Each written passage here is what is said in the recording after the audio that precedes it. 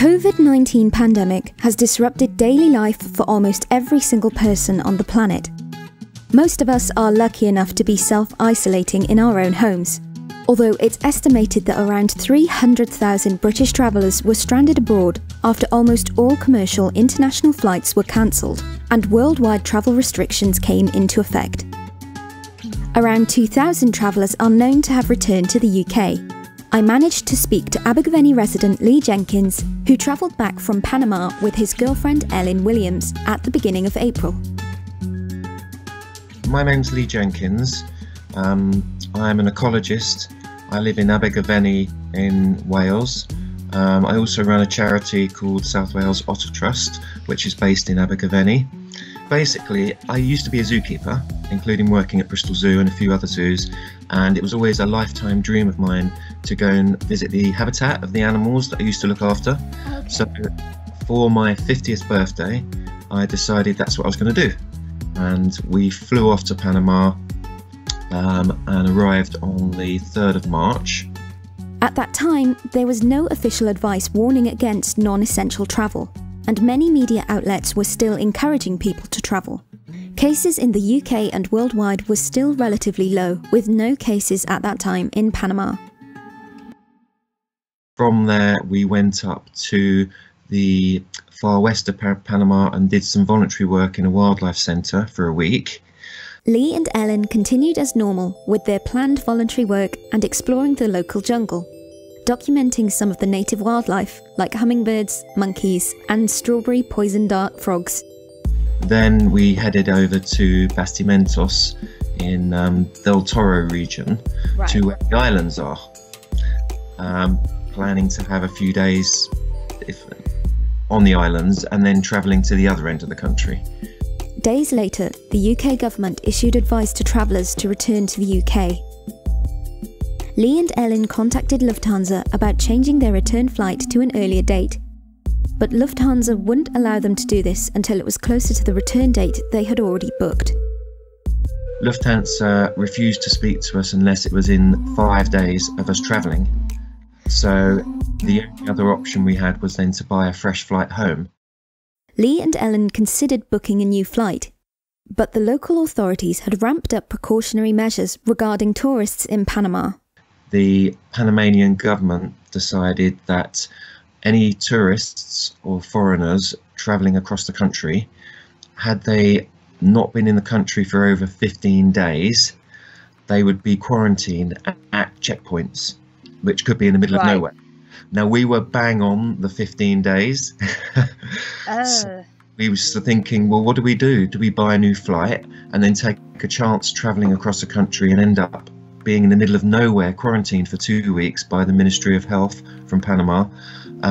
What's the best option? So we tried to ask around and we said, well, our passport says we've been here 15 days as of today, if you like. But people's opinion seemed to be it will depend on each individual check. You might get some that are a bit more strict.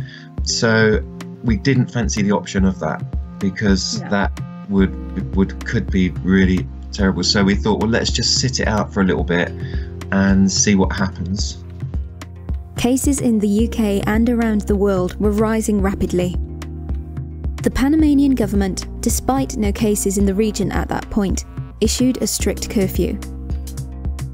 They issued curfews saying you're only allowed to go out during a allotted time, depending on your passport number, for 2 hours per day. So then we were in curfew, so we were in this lovely place. I was going off into the jungle making wildlife videos. We were going exploring beaches. We wanted to go and see the sea turtles coming up to lay their eggs, and suddenly we were confined to our accommodation. Their accommodation was quite basic, and the local town only offered some small shops. We had no hot water. We had to flush the toilet by using seawater. Oh my God. The cooking facilities were very, very basic with a little gas stove.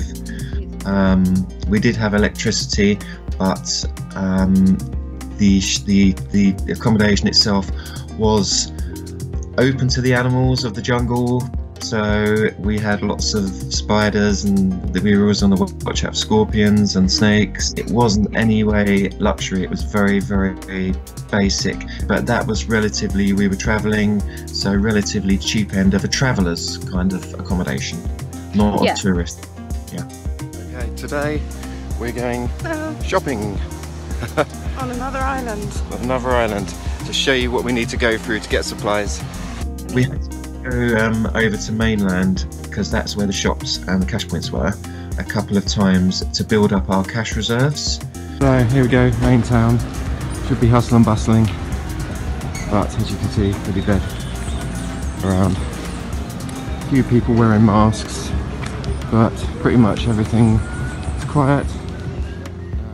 So we had to plan that very well, because the last thing we wanted to do is run out of money or food and be stuck on this island.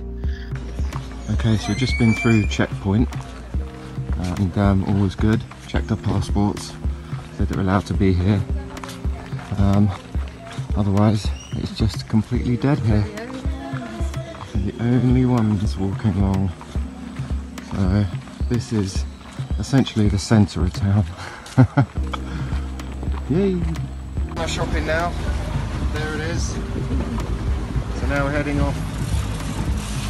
Lee and Ellen had begun planning to wait it out with their supplies, but the UK government was now calling for the immediate return of travellers abroad, and the precarious nature of their situation was starting to set in. Then we reached our time that we could actually contact Lufthansa, and we tried to contact them, and we could still get no response through the app or through emailing or through messaging or through Messenger or through WhatsApp.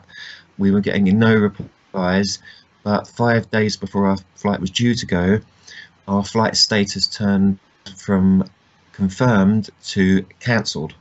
We started to think we could be here for a very long time.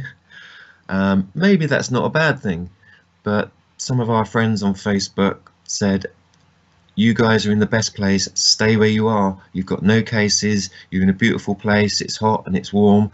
So we started to think, well, yeah, you know, maybe this is a good place. But then looking at it seriously, I started to think about healthcare and emergencies. Yeah. We're not in the best place. Had we any healthcare issues, never mind getting the virus, that would present us with some massive issues, and we were still quite away travelling distance from the nearest hospital. Yeah. So then you start to think of the other dangers and threats that are around, not just the animals, the wildlife, the snakes, the spiders, the stingrays in the sea, the jellyfish in the sea. You start to think, what if I get injured? We did take a couple of chances and go in the sea, but we did hear of the police pulling people out of the sea surface and arresting them. So again, we were in this fantastic, beautiful place, but we were a bit stuck. When we started to go to the main island to get our food supplies, the town, when we came back by boat, the last time we were met by a group of local men who were a little, not aggressive, but they weren't very open to the fact that we were travelling. And they asked us not to. We explained that we've been getting food supplies and stocking up, so we didn't need to travel, and they were quite okay with that, and their attitude relaxed a little bit and it changed. But the attitudes towards us with the locals definitely started to change from the happy, smiling, there's some tourists bringing some money into our economy, to suspicion, to stopping, letting us pass, no longer saying hello and greeting. We felt the atmosphere changing a little bit. So. Despite having one of the fastest growing economies in the world, Panama is a country of pronounced financial inequality. The Gini Index, a statistic which quantifies economic inequality between a country's rich and poor as a percentage, ranks Panama at 49.2%.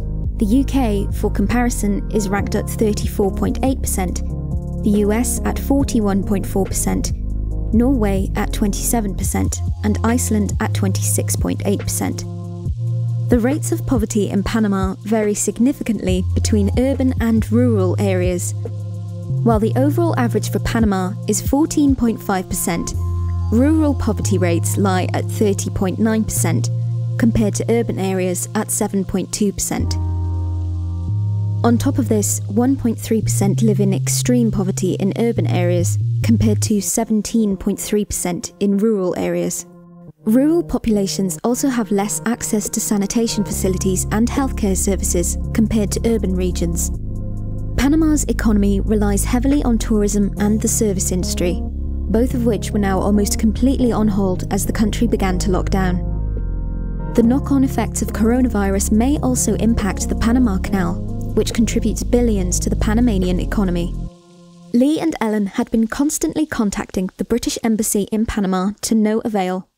The embassy had closed, and neither emails nor phone calls to the official helpline were getting through. Suddenly, there was hope. We did our newspaper interview. Right. And, Yes. and at the same time, we'd contact David Davis, and he got back to us straight away and said he'll try and help us and ask for our passport numbers, etc. Then we started to get communication with the British Embassy. Right. Funnily enough, about the timing, the British Embassy said there are some repatriation flights planned, so keep an eye out. But the repatriation flights were often, you were getting told about them on the day. Yeah. And we were in the other end of the country to the airport, Yeah. so we were a bit of a worry. The Dutch airline KLM offered Lee and Ellen 2 places on a flight to Amsterdam, from which the couple would be able to travel back to the UK. They managed to secure seats, but now had the daunting task of travelling from a remote Panamanian island through military checkpoints across the country to the airport in the capital. So we went to the government building on the island and spoke to the military and said, look, this is our situation. We're going to need to travel tomorrow off the island and to be able to get to our flight. The military said, you are only allowed to leave during your curfew time. And we said, well, that's ridiculous, because that means we're not going to get to our flight in time. And they said, we're sorry, you can, once you've left the island, you're not our problem. So then we were like, what are we going to do? So we managed to, through a friend of a friend, find a guy that would drive us in the middle of the night by boat to the mainland. We then managed to, after some research through the local Facebook group, find a taxi, which wasn't cheap, to pick us up on the mainland and drive us to the airport. To get to their flight, Lee and Ellen had no choice but to risk breaking the curfew in the middle of the night. They left in the early hours on the 29th of March. We had to meet him in a secret location at the back of town.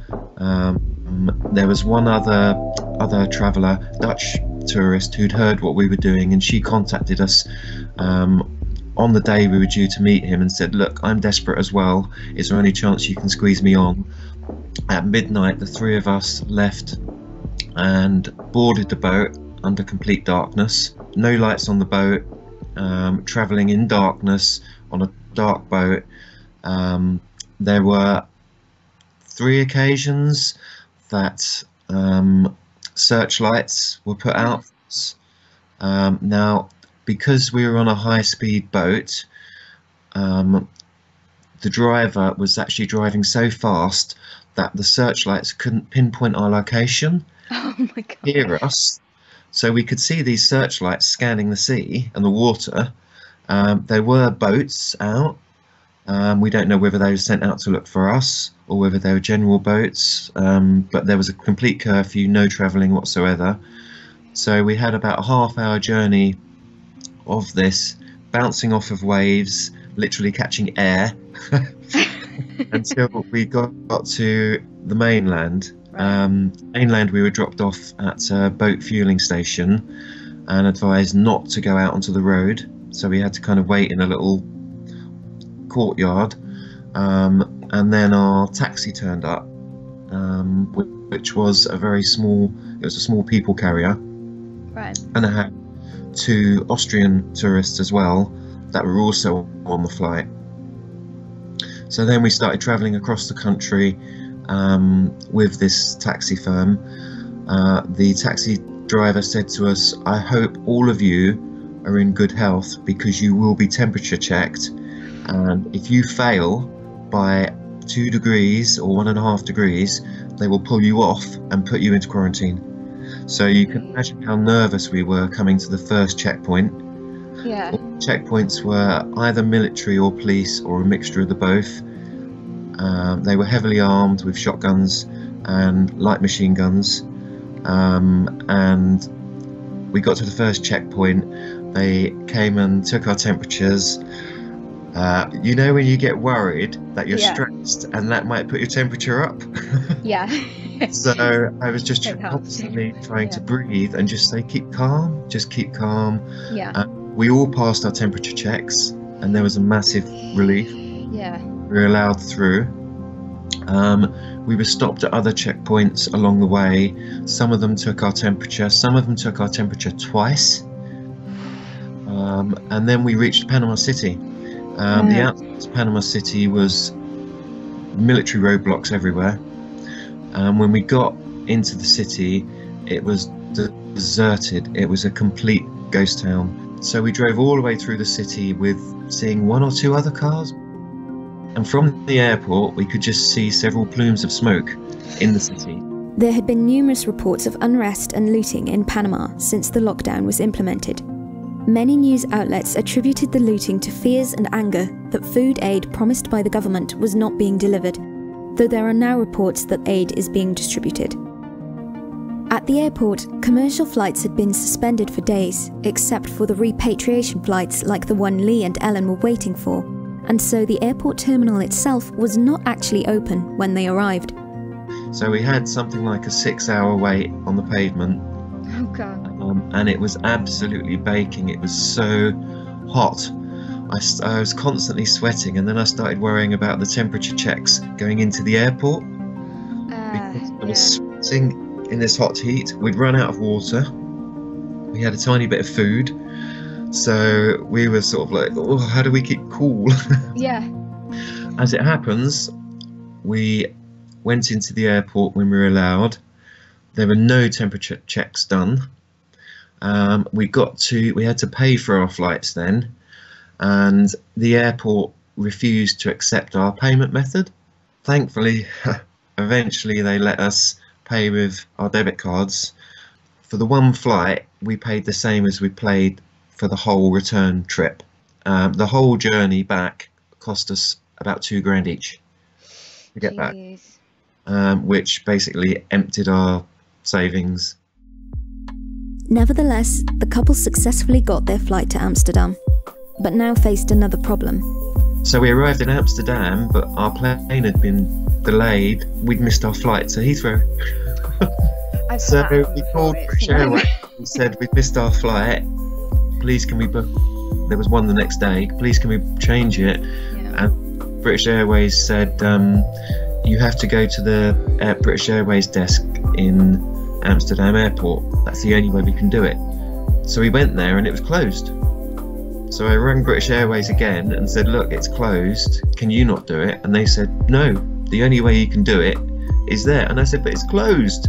How are we going to get home? So we then had to rebook and pay for another flight the next day. Oh my God. From Amsterdam. So we found some backpackers hostel at the airport and stayed there, which was brilliant. It was absolutely stunning. So then we caught our flight back, a flight to London Heathrow, got our taxi, and finally arrived back in Abergavenny. Phew. Surreal journey. It was similar to playing a video game, particularly when we were at Heathrow, because Heathrow was deserted, absolutely deserted. We were walking around in an empty airport. But 3 days. 3 days of travelling. 3 days of travelling. Wow. Lee and Ellen are now self-isolating at home in Abergavenny. Both are in good health and, as you might imagine, quite glad to be back.